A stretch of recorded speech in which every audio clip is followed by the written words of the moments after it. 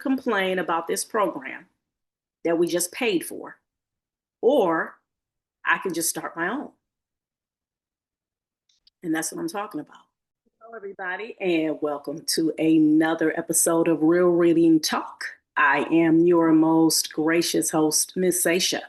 And with the Real Reading Talk, I discuss the real systemic issues that are at the very core, the very foundation, as to why we have these high levels of illiteracy in our Black communities and the ways in which we can combat these issues together, y'all. Yes, yes, indeed. Welcome. I thank you all for joining me. I'm always forever grateful for those who have been rocking with me since day one, my day ones, and then my newbies. Thank you once again for rocking with me as well. And I hope that everybody who is listening and even watching on YouTube, the podcast, I hope that you're always gaining much benefit. I hope there's even a little bit of, some entertainment there for you as well.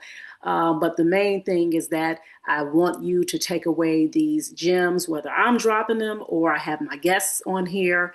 And I want you to make sure that you're utilizing them, because this podcast is not just about listening to the information. It's about you literally taking those action steps so that we together as a community can fight back against this dreadful statistics as it pertains to literacy in our communities. Speaking of dreadful statistics, did you know here in Cuyahoga County, which is our county where we have, a lot of Black folks, all right, where the city of Cleveland is, we have 66% of the adults here that are functionally illiterate, which means that they are barely reading on a fourth grade level.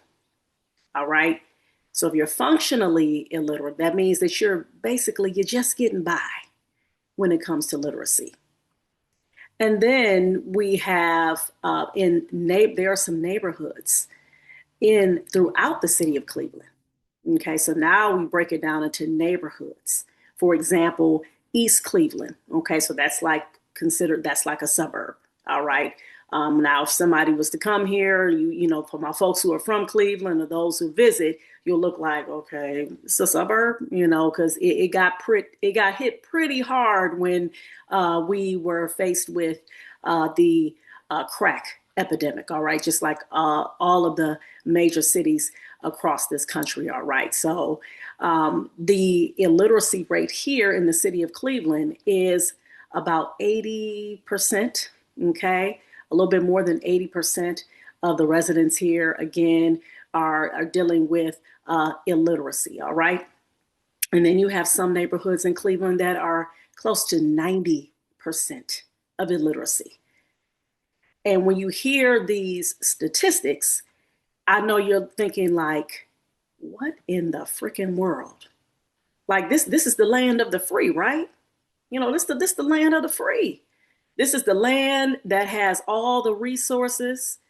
We got libraries, and just like in these communities that I named, it's not like these communities don't have libraries or they don't have some type of schools or some type of resources. So what is it? What is the issue?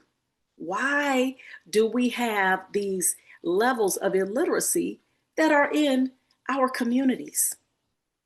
Well, I am going to share with you as to the reason why that is, the reason why I decided to even start Real Reading Talk is to start at the root.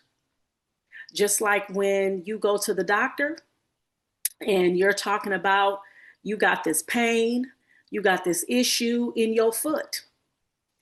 And the doctor starts to ask you a lot of different questions about your history, family history, all of that. And the reason why is because they want to get to the root of the problem. They're not just a good doctor is not just going to say, oh, okay, well, you know what? You got a problem with your foot. We're just going to just cut it off. No, they want to find out, okay, well, they're going to ask you questions. They want to do some x-rays and they're going to find out, okay, what's going on? What's your diet like? All right. Do you have some type of, hard labor that you do where you're always on your feet, or some hard exercise regimens? They're trying to dig deep to get to the issue, the root cause as to why you got this pain in your foot that led you into the doctor's office. Well, that's the same when it comes to our communities. And I'm talking about in the Black community, why we have these systemic issues as it pertains to literacy. Well, when you have issues to where our people were denied the right, the God-given right to be able to read, to learn, and to be educated, because that was the way to enslave that person and make them believe that the only thing that they should be doing is serving another group of people. That's where we have to start at. Now we're going to fast forward, right? So now for those people who may say, oh, you know what? Well, slavery wound up ending, right? Even though we're talking about our folks being, put into that horrible system. We're talking like even when it started, like in the 14 to 1500s. And then when you talk about, then you can move into, of course, in the 1619, when you had the first, those 20 Black folks who were put into slavery. And then that's when people like to start there, but actually the date starts before that. Okay. But then you have to go all the way to 1863/1865, right? All right, so you're talking about roughly about 400 years, correct? Then you're talking about after that, we go into what is called the peonage system, which is literally like slavery as well. Okay, so the peonage system was when that was created so that Black folks could be in pseudo slavery. So if they were, say they were walking down the street and they did not have the proper identification, whatever law, whatever rule that a white person came up with, they said, oh, you don't have this paperwork, you don't have this identification. Okay, so now we're going to pull you into this other system where they were having them do mining and being in horrific conditions, again, to be in service of those who were in domination over them. All right. And so that's another aspect. Then you move into, you're talking about Jim Crow. You're talking about the slave codes, the Black code laws, all of these different things that was created in a systemic way to keep Black people in servitude. And in order to make somebody feel like they're going to be consistently in servitude, they have to believe that they are, not worthy. They are not human. How do you do that? Well, you tell them, you deny them basic rights, basic human rights. First and foremost, let's just be clear. Let's just be absolutely clear. Our folks should have never, ever been put in captivity. They should have never been taken from their homeland. Because the homeland that they were taken from, they actually were in a way better position. Majority of the Africans who were taken from the western part of Africa, they were already literate. They were already astute in the sciences, astronomy, math, architects, engineers. Okay? This is the history of our people. This is where they came from. And you think those folks who took them didn't know that? Heck yeah, they did. They knew exactly that. But when folks are coming from a scarcity mindset, those who were in domination over our people, and instead of them saying, okay, you know what? These are people that have things that, that can help us, because we are in a position where we lack. So we need to learn so that we can build, so we can have our own thing. No. They came in and said, no, we're going to take what you have. That's called a scarcity mindset. That's a lack. All right. Follow what I'm saying. Okay? Because if you peep, those who were in domination and the mindset that they took, that's the same mindset that they created in our people. Because see, when you take people and then you decide you want to divide and conquer, and then you want to uh, build up in their minds that they are nothing, they can't learn, they can't read, they can't write, they can't have healthy anything, then what happens is over time, it becomes part of their subconscious. They develop what is called an inferiority complex. The same inferiority complex that those who put the domination on our people, they actually created that within our people. And so that's why, once again, like I left off, you had the Jim Crow, you had the segregation, all of these different things. All of that was the groundwork. They created that horrible, sick, demonic soil in which our folks wound up being groomed in. So now we have a situation to where even though after slavery, let me go back because I know I'm kind of, I'm saying going back, kind of going back and forth a little bit because this just came to my mind.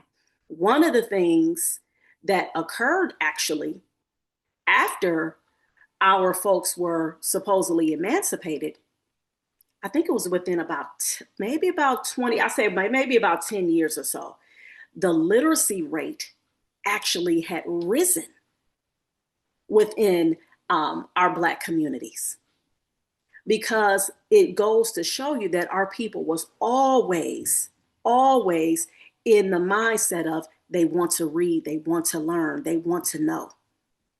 And so the moment they took the shackles off, the moment they said, okay, our people were free, one of the things that our people did immediately, they started to go and build schools. They were like, we are in the business of educating our people. They already knew they were in a deficit. And they knew that was going to be the key to them actually attaining true liberation and true freedom. But then, unfortunately, once again, what happened in our communities? The more these folks saw our people pushing through, saying, okay, we're going to build our own, we don't need that assistance, then they came once again and then just start destroying the things that our people were building. That's why a lot of the Black towns, is that what we have to understand is that, number one, we have always had a mindset of wanting to know, wanting to exude our genius and our brilliance. That's the very first thing. The second thing that we have to understand is that when you know the system that you are in and you understand what you're up against, then that's when you start to really see that these folks were always hell-bent on destroying anything that we were building, anything that was going to contribute to us being self-sufficient and self-determined.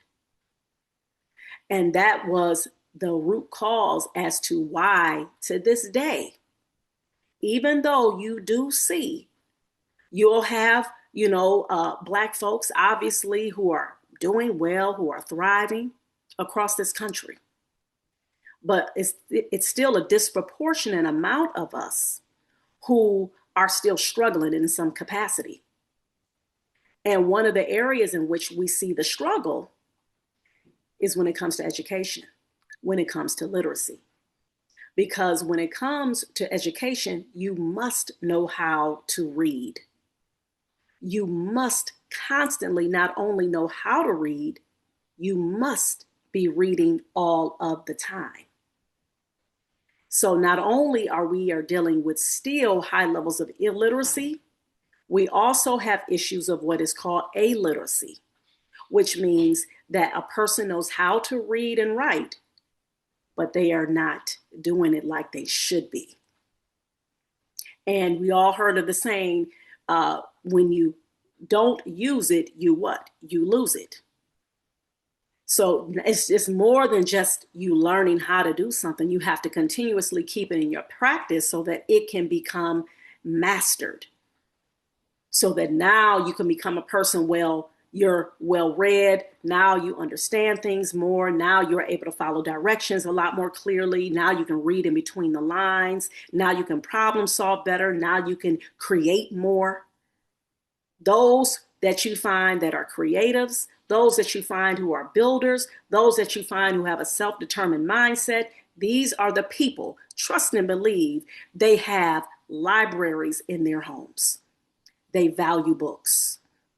They make sure books are something that they are going to have more than they have a television, more of books in their homes than they do of televisions or some type of device. So now I want to address the issue of, or talk about rather, of why I created the nonprofit organization ABC Read. ABC Read was created because of addressing the issue of the high levels of illiteracy in our communities. When I started the organization, I said that I wanted to have something that was going to be catered and tailored to our Black communities. Because another factor that we see of why we have high levels of illiteracy is we see a lack of books that our children are being exposed to, especially if you have your child in these traditional school settings. You're not seeing books typically that reflect Black people, culture, experiences, and traditions. Now, they'll put books in there, especially if it's Martin Luther King Jr. Day or if it's Black History Month.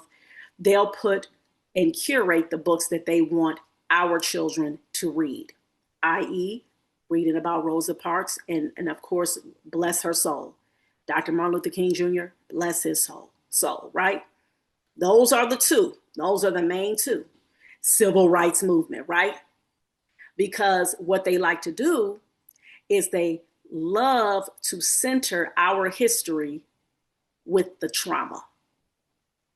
That's what they love to do. Now, of course, when I started talking about the high levels of illiteracy, I had to start with the trauma because that's where it started from. It started from the fact that folks said, okay, in order to enslave these people, we have to make sure that they are only learning what we need them to learn so they can build what we need them to build for our people.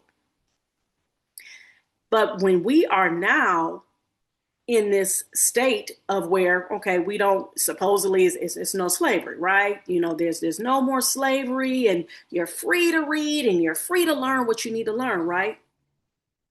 Well, when you have folks, once again, that have created a school system that says, we want to make sure that they are learning the standards. Well, what are the standards? Well, they must know that what George Washington, that he was a great man, right? He was a founding father.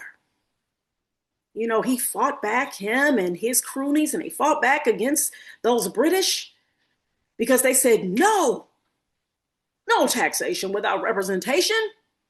You are not going to tell us that we have to work for you all and then we don't have a right and our own rights to be able to do what we need to do. And we are not going to continue to be under your domination. Sounds familiar? And so what did they do? They fought, right? They were just so strong and they fought tough. They fought hard. This is the information that our children are fed in these schools. This is still something that's still taught in the school system to this day, 2025. So you mean to tell me they're still teaching this aspect of history where, once again, because I know Black kids now, they should be asking, well, what was going on with Black people at that time? Well, what was going on? Oh, they were what? Okay, y'all were trying to get free. Y'all wanted to have your own, but then you were subjugating and you were dominating and enslaving a whole nother group of people. If your child is not asking about these things, they are not, wondering like in their mind, like, hey, what's going on with that? Then that's a problem. That's a us problem. And so, again, like I said, the reason why I started, our children needed to learn and needed to see books that reflected them, not just here, but globally. So that's the first reason. And the second reason is because I knew that we had to do a mind shift. We had to change our culture. We had to develop a culture and nurture a culture of literacy within our homes. Because originally, ABC Read started with serving our Black children. But then when I dug a little deeper and did more research, I said, wait a minute, how are we going to just serve our children if we're giving the children books and we're providing these reading programs and we are not making sure that the adults are getting books? We're not making sure that the adults are connected to these reading programs, because studies show that when a child grows up in a home and they do not see reading modeled, then they are more than likely not going to value reading themselves. That's a no-brainer, right? If you grow up around seeing healthy food being eaten in your house and you're seeing that being the norm, that's something that 9 times out of 10, you're going to adopt that lifestyle as well, right? That's just like if you grew up in a home where you see a lot of alcohol being drunk in the home, you see a lot of folks just kicking it and partying and cussing and they fighting. 9 times out of 10, that's what that child is going to wind up growing up normalizing. All right. So that's basic human, you know what I'm saying, knowledge, right? Okay. So this is why ABC Read said, okay, you know what? We are going to do this. We are going to create these what we like to call reading experiences for the community here in Cleveland so that it can be intergenerational. We can have from our babies to our wise community, all in the same space, enjoying literacy activities, games, project-based learning, having discussions around the read alouds, healthy snacks, having books visual, books right there. As soon as they come in, they see books spread, books that reflect them, books that are all types of genres. Now you have a culture of literacy being built. Now you have communication, you got dialogue, you got conversation where folks are talking, oh yeah, I got this book. Just like we just recently had our very first reading summer camp for the summer this year. And the young boy came in and he said, oh my God, I mean, he got fixated on this manga book, anime, for those who my anime folks out there. And he was like, snatched it up immediately. And then he started talking about, yeah, this is the kind of books he likes. His mother was like, yeah, this is what he loves, right? How dope is that? That was the intent behind creating ABC Read. So again, like I said, these are the types of things that we need within our community. This is how we are able to help eradicate the high levels of illiteracy. We have to make sure that we are putting literacy as a normal activity in our homes, because that's where it starts first. Reading to your children, even when that baby is in the womb. So that expectant mother, that mommy should be reading to that baby. That father should be reading to that baby as well. The siblings should be reading to the baby.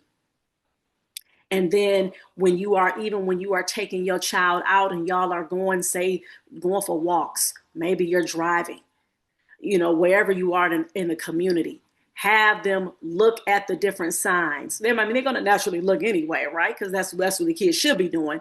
You encourage that. Well, nowadays, I know it's a little difficult because a lot of them probably got those in their hands, okay? I have to check my children as well. But when they're little, especially like 2 and 3, you don't have them. My recommendation, please, even if you're in a car, whatever the case may be, even in the stores too, when you have your little babies, normalize having those books. There are books for babies. They're little hands. They have the soft books, the soft plastic books that they can hold on to. Those books that they are, I think, yeah, they're called, I think, toxic free or whatever the case. Where so you because you know they're going to explore with their mouths. They're like 1 and 2 years old. That's okay, good, because it's safe. They're not, God willing, inshallah, they're not going to get sick from it. But you want them to normalize holding a book. And unfortunately, I have seen a lot of, I'll see parents, they'll be shopping with their babies, and then the babies will have this in their little hands. They know how to hold the little iPad or the little phone already, and they too. And it's like, come on now.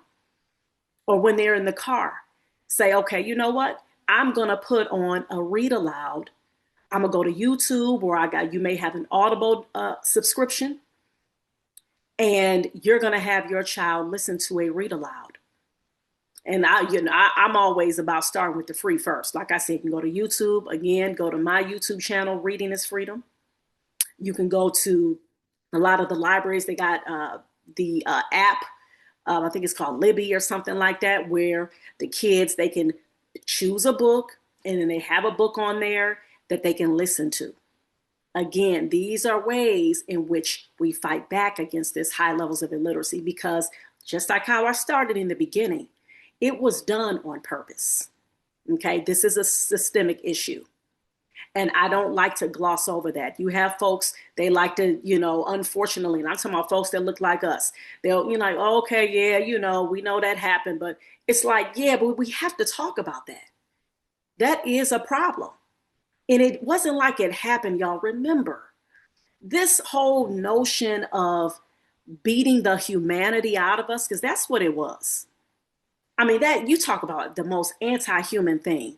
Not only are we going to beat you, we're going to take your kids, we're going to separate you from your families, we're going to give you horrible things to eat, we're going to rape, we're going to torture, then we're going to deny you the right to read, to write, to learn, to conversate, to think, to be able to use your own language. Remember, our folks, they weren't speaking English.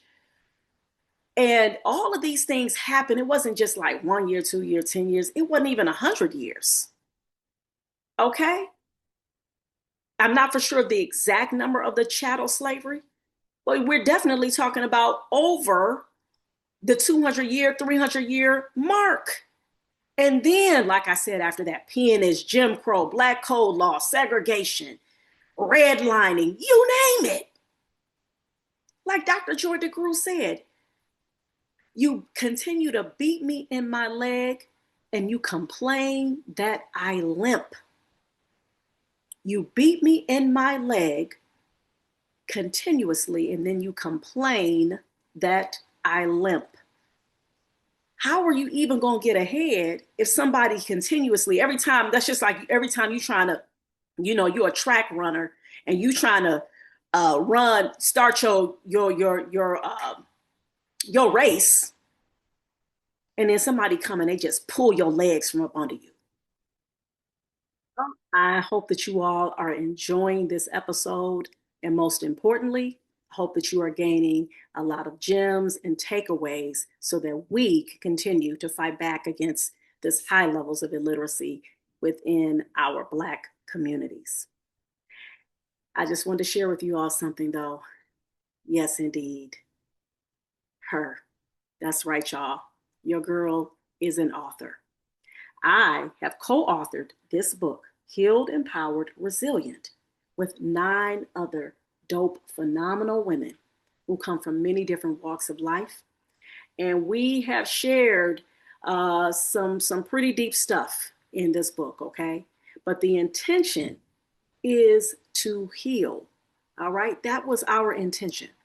We wanted to address these different trials, tribulations, setbacks, all of these things, to share with you all how, yes, these are the things that we suffered. Childhood trauma, through having disability diagnosis, cancer diagnosis, just all of these different things. People in our ear telling us, no, you can't, you ain't gonna be this, or whatever the case may be. You can't do this because you got a hijab on your head, or whatever the case may be. Or you're Black, you're brown. These are things that we've all dealt with. And so This is why we came together to share our stories in this book. And we also said we want our community to be able to break these generational curses that we've been passing down within our families, within our Black and brown cultures. And if this book sounds like something you need because you have been dealing with some different issues, you are stuck, you're in a rut, you have been depressed, dealing with anxiety, dealing with self-doubt, people pleasing, well, this is the book that's for you. Okay? So you can go to Amazon and you can purchase this paperback. All right, only $24.99 plus shipping and handling and taxes. Of course, you know how they do. Okay? So make sure you grab your copy. This is what you need, or you know someone who are dealing with these different issues. This is the book that is for them. All right? All right, so I hope that you all grab your copy as soon as possible. All right, so I'll let you all go back to enjoying the episode. Your race, and then somebody come and they just pull your legs from up under you. Or they as you run and they throw spikes right in your pathway. So the moment you run, you fall and trip. Or the moment you start running, somebody throw a bucket of water in your face. I mean, this is what we have been dealing with. Trauma after trauma after trauma after trauma. But one thing's about us. One thing is about our people. Y'all already know. You talk about resilience. Woo. Yes, we are that. Yes, we are that. But once again, what we have to do, though, as a community, is that we have to actually actualize it consistently and believe it all the time and understand that reading is our God-given right. Reading is the source, that is the foundation of how we are able to learn about anything. Remember, everywhere we go, there are some words, signage, language, something that's given us direction, that's telling us the name of something, it's telling us, what if it's something is dangerous, it's telling us where we should go. Oh, don't go down that road. Everywhere there is a sign, there is some type of language, right? That is showing us that we have to be able to read that. I don't care what it is, the back of a package, the back of a medicine bottle, vitamin bottle, cereal box, you trying to build, you just bought a new desk. So now you got to put it together, instructions, everything has print. So that's why it's extremely important for us to make sure that we are highly literate. And even if it's something that you don't understand, you know how to ask. Now you understand how to ask for what it is that you don't understand, because that's another part, a very important, crucial part of literacy as well. Not just the reading, but being able to know what questions to ask, having the conversations, being able to listen, being able to figure the things out, being able to read in between the lines. There is just endless amount of reasons as to why we have to make sure that reading is something that is an integral part of our communities. So that is what I have for you all today. All right. Remember, nobody is coming to save us. And that was my thinking when I started ABC Read. I could have continued to say, well, complain about the reading program that my son Musa was in, the expensive reading program that was not culturally relevant, the person who was leading the class, not really engaging, just kind of seemed like he was just there, maybe just could have been a graduate student, like, hey, I'm trying to do this, I'm trying to graduate, whatever the reason, because he was a younger guy, that's why I said that. Whatever the reason, I can't pick his brain to figure out. I just know what I saw, what I observed, and I was not all that pleased. I saw a couple of things. I said, oh, okay, cool. They're on a college campus. All right, cool. You know what I mean? He get to be, there's other kids there. But it really wasn't something to write home to mom to. Okay. It was just like, okay. And, and I said what I needed to say when they asked for feedback. I was like, oh, y'all could have had this, they gave them a booklet. So it was some booklet and a CD. It wasn't like they got a bag of books sent home with them or anything like that. So what did I do? I said, okay, I can continue to complain about this program that we just paid for, or I can just start my own. And that's what I'm talking about. We have to have that mentality. Nobody is coming to save us. And if you know that something is that you see there's a gap somewhere in the community, this is the last lesson. I know I said I was going to stop, but this is it for real. If you know there is something in the community and you see that there's a gap there, and this is something that is near and dear to your heart, because remember, you got to have a passion for it. Because see, I love to read out loud. I love books. I love learning about Black people. Oh my God, talking about our folks. Okay. So that's why I did that. So again, that whatever it is that you see that needs to be filled in our communities, you got to make sure you have a passion for it. Make sure that you have at least some knowledge about it and be willing to keep studying and keep getting more knowledge on it. And you have the time, then you go ahead and you create that program. You go ahead and say, okay, well, I'm gonna write that book and show how this is a way we can do X, Y, and Z. I'm going to volunteer at the schools to show, okay, this is a program that I created to help our people be able to budget their money. Because maybe that's your thing. Your thing is finance, and you like quick with it. You know how to add, subtract, multiply, divide, all in within 2 minutes of each other. Okay, because you're bad like that with them numbers. You're bad with the paper, and so you said I want to offer my services to the community, and so that's how again. That's what we have to remember. That's how we build community, and that's how we start to address these deficits that was put upon our people. All right. So I hope you all enjoyed this podcast. I hope you all enjoyed the information, and I hope you gained a lot of information, and I hope it empowered you and inspired you as well. So I thank you all again for listening, and remember, this is Real Reading Talk, and I am your most gracious host, Miss Sasha. And you all take care, and remember to please keep reading for at least 30 minutes a day. Reading is freedom. Peace. Yes, indeed, you guys. So I hope that you all enjoyed that episode. And remember, we are in this together when it comes to us developing and nurturing a culture of literacy within our communities.